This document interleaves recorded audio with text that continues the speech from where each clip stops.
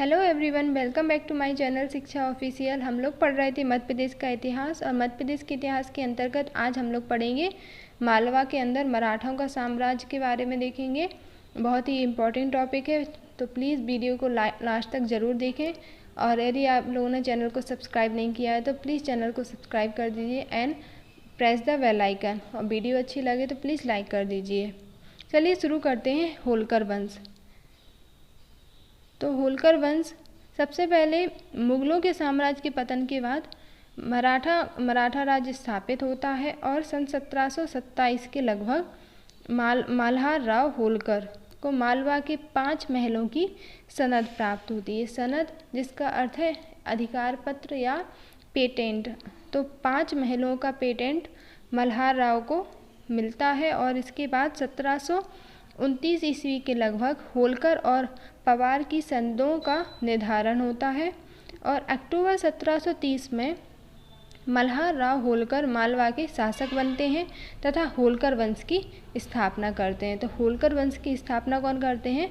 मल्हार राव होलकर। होलकर वंश के संस्थापक मल्हार राव होलकर होते हैं, जो कि अक्टूबर 1730 में होलकर वंश की स्थापना करते हैं और पहले शासक बनते हैं। और इसके बाद 1731 में मालवा 3 सरदारों होलकर, पवार और सिंधिया में बंट जाता है और 1732 ईस्वी में मालवा में 5 मराठा राज्यों की नींव पड़ती है, जिसमें होलकर वंश इंदौर, जीवाजी राव वंश देवास, आनंद राव पवार धार और सिंधिया ग्वालियर में, और 5वां तुकोजी राव पवार जो कि देवास। जीवाजी राव वंश और तुकोजी राव पवार ये दोनों अलग अलग वंश होते हैं, परंतु इनकी राजधानी एक ही होती है। तो मल्हार राव की पत्नी होती हैं गौतमा बाई।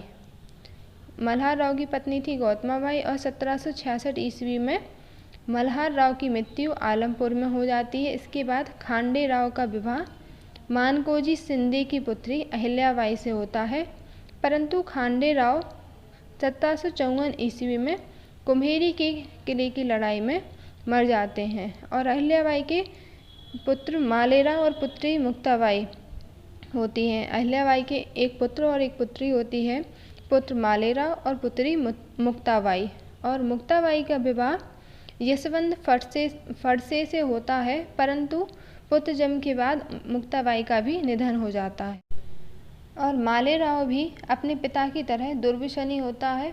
दुर्व्यसनी था मतलब इसका मतलब है कि इसको भी अपने पिता की तरह बुरी लत लगी थी, तो ये भी अपने पिता की तरह बुरी लत वाला था। और 1767 के ईस्वी के लगभग मालेराव भी मृत्यु को प्राप्त हो जाता है। इसके बाद तब अहिल्याबाई 1767 ईस्वी में शासन की बागडोर संभालती हैं और तुकोजी राव को सेनापति नियुक्त करती हैं और जिनकी मृत्यु 1797 ईस्वी में पूना में हो जाती है।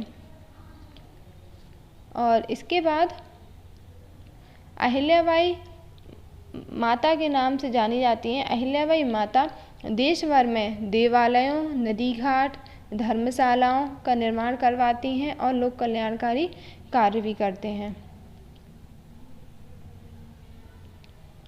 तो अहिल्याबाई ने क्या क्या करवाया? अहिल्याबाई ने देश भर में देवालयों, नदी घाट, धर्मशालाओं का निर्माण करवाती हैं और अनेक लोक कल्याणकारी कार्य भी करते हैं।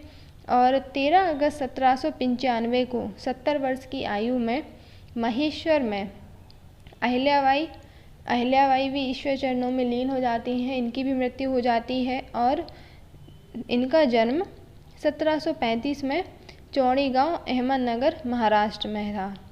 महाराष्ट्र में इनका जन्म होता है। इसके बाद अहिल्याबाई महेश्वर में इनकी मृत्यु हो जाती है, महेश्वर खरगोन। और इसके बाद अन्य शासक बनते हैं काशीराव, यशवंत राव और अंतिम शासक होता है तुकोजी राव तृतीय। तुकोजी राव तृतीय होलकर वंश के अंतिम शासक होते हैं और इन्होंने राज्य का विलय भारत संघ में कर दिया था। इसके बाद होलकरों ने लगभग 200 वर्षों तक शासन किया था। इसके बाद आते हैं सिंधिया वंश। सिंधिया वंश के संस्थापक होते हैं राणोजी सिंधिया।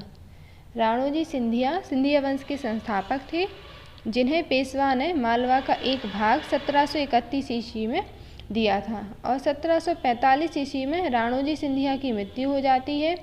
और फिर 1761 के पानीपत के तृतीय युद्ध में जिसमें मराठों की हार हो जाती है और महादजी सिंधिया युद्ध भूमि से भाग जाते हैं और जाट सरदार लोकेंद्र सिंह ने इस युद्ध के बाद ग्वालियर के किले को जीत लिया था।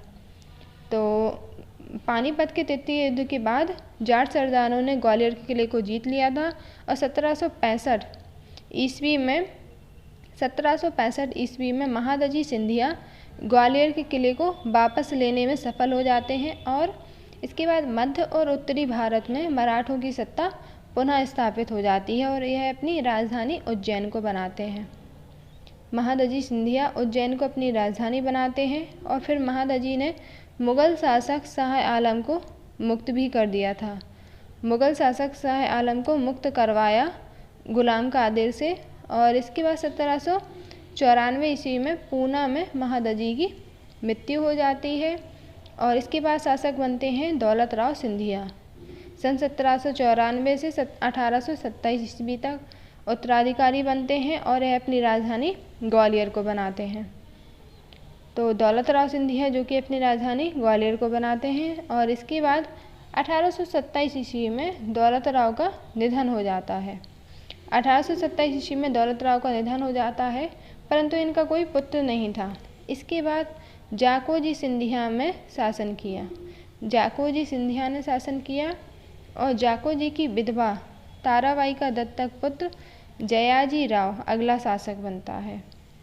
और 1857 के विद्रोह के समय ग्वालियर का शासक होता है जयाजी राव सिंधिया, जिसने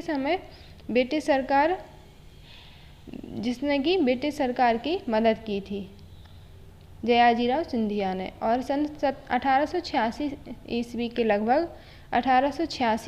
के लगभग जयाजी राव की मृत्यु के बाद माधव राव प्रथम शासक बनते हैं। इनकी मृत्यु 1925 ईस्वी में हो जाती है और उसके बाद 9 वर्ष के जीवाजी राव सिंधिया शासक बनते हैं, जो उस समय सिर्फ 9 वर्ष के होते हैं और जीवाजी राव शासक बनते हैं। और 1948 में दिल्ली में मध्य भारत के राजाओं के सम्मेलन में 25 रियासतों और मालवा, इंदौर, ग्वालियर का संयुक्त संघ बनता है, जिसे मध्य भारत नाम दे देते हैं, जिसे मध्य भारत कहा जाता है, जिसमें मालवा, इंदौर, ग्वालियर और इसका उद्घाटन जवाहरलाल नेहरू द्वारा होता है। इसके बाद मध्य भारत के पहले राज प्रमुख के रूप में जीवाजी राव सिंधिया शपथ लेते हैं। तो मध्य भारत के पहले राज प्रमुख कौन बनते हैं? जीवाजी राव सिंधिया बनते हैं। और जीवाजी राव के पुत्र माधव राव सिंधिया, जो ग्वालियर से सांसद भी रहे, और इनकी हवाई दुर्घटना में इनकी मृत्यु हो जाती है। माधव राव सिंधिया के पुत्र होते हैं ज्योतिरादित्य सिंधिया, जो कि केंद्र सरकार में राज्य मंत्री भी रहे हैं और मध्य प्रदेश क्रिकेट एसोसिएशन के अध्यक्ष भी रहे। वर्तमान में बीजेपी पार्टी से हैं और कैबिनेट मंत्री हैं और मध्य प्रदेश राज्यसभा से सदस्य भी हैं। तो आज के लिए इतना ही। सिंधिया वंश यहाँ पे समाप्त हो जाता है। आगे हम पढ़ेंगे आधुनिक इतिहास, मध्य प्रदेश के अंतर्गत आधुनिक इतिहास को पढ़ेंगे। और थैंक यू फॉर वॉचिंग।